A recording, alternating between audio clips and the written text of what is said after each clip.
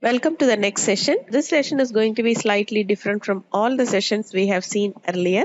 In the case that in the previous algorithms, we are in need of data sets that has both input as well as your output column. We are clear about the functionality that we are going to do.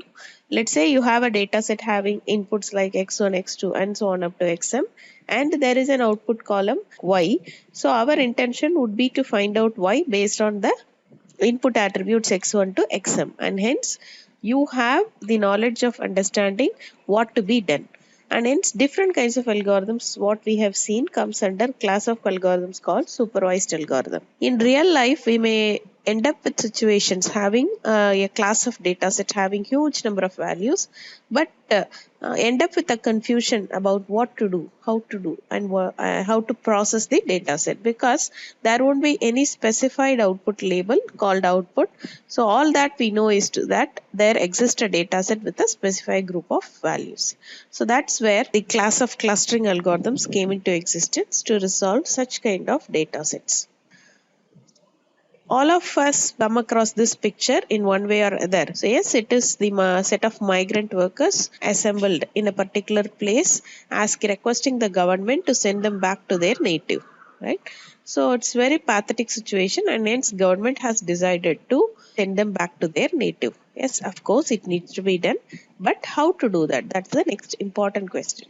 So upon discussion, there is only one solution. So we first have to divide the people into n number of groups, so that these groups can be sent out to their native on a timely basis. So that's the next only possibility, because having a huge number of people at a single place, it's not possible to decide, and it's not possible to do anything with the huge number of people at one place. Having understood that, what is the current solution now? It is only grouping. Nothing more than that can be done.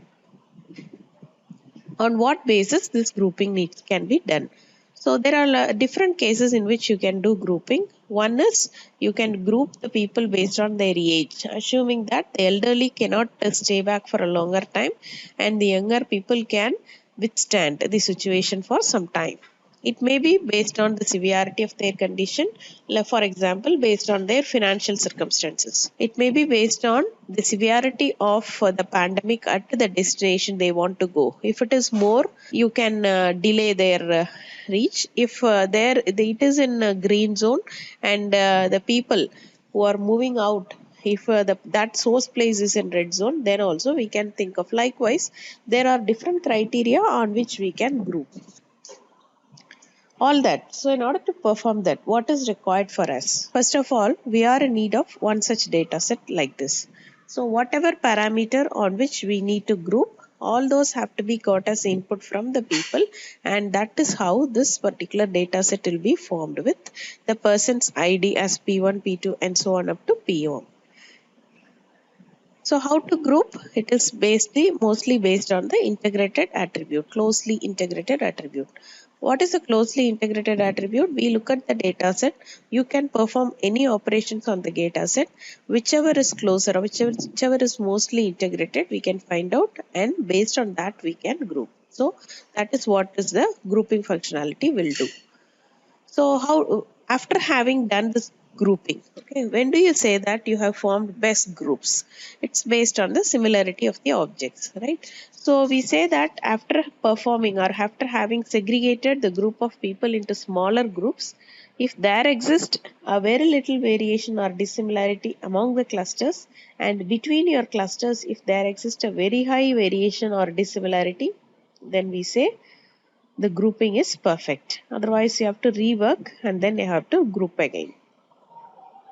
So what we have seen till now is all manual understanding. Given this data set, since the data set is very huge, having 1 lakh record, 2 lakh record, it's not at all possible for human being to segregate. If you give this to machine, how it can do? So since all are numbers, or all are going to be converted only as a number, the only possibility that we can do with numbers is to calculate the distance among them. This distance will tell how dissimilar are they. So the distance is the only measure that we can use for calculating the similarity or the dissimilarity among the persons. How to formulate, how to identify or calculate the distance? There are different distance measures.